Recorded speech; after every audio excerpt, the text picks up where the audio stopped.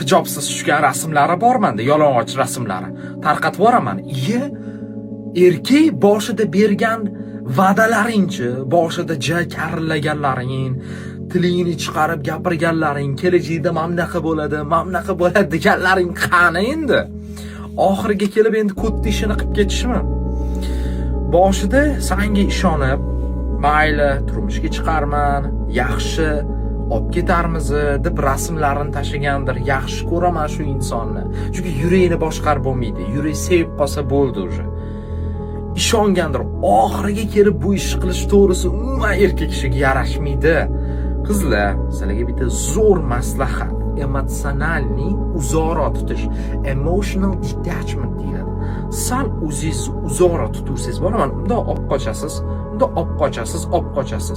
Hamma joyda obro'yingiz baland turadi. Bunaqa holatlarga ham tushmaysiz.